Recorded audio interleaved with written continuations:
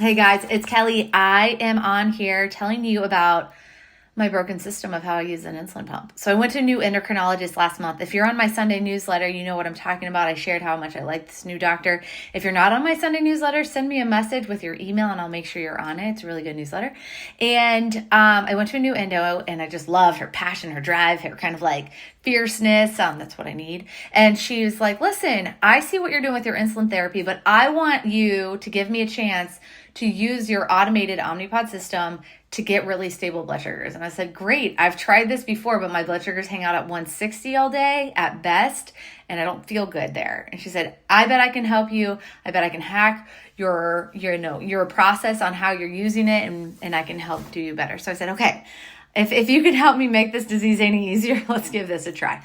So I threw the pod on, my insulin pump, my pod, 100% for my 100% of my insulin needs.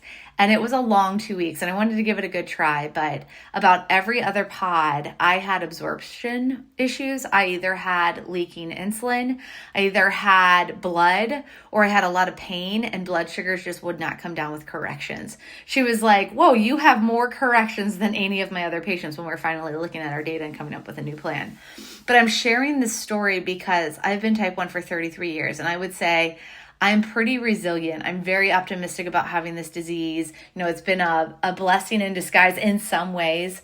But if I cry about type 1 diabetes, it's because the technology is not working and it does not absorb on me. And I have a lot of pain. And no matter how hard I try, if I put it on my thigh, my arm, my stomach, my butt, my back, my shoulder, I just don't absorb well. So we went back 2 weeks later, we looked at the data, and it was such a long 2 weeks of alarms, alerts, pain. Like I was doing laundry today and I have blood all over my shower towel from my pod in my sites.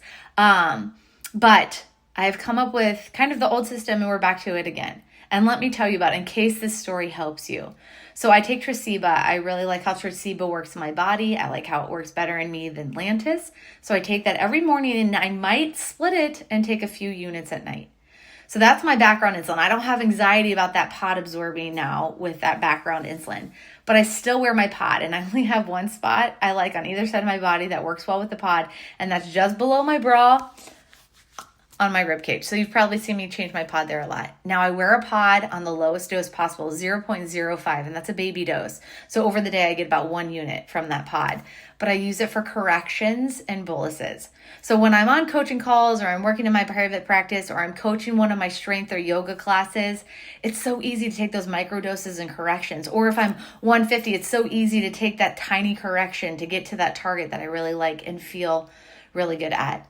So I'm sharing my story on here because while there's great technology and new things coming out, if we don't absorb and wear these devices well, they don't work. And taking 2 insulin shots, 3 insulin shots, or however many insulin shots I need a day to feel better, it's worth it.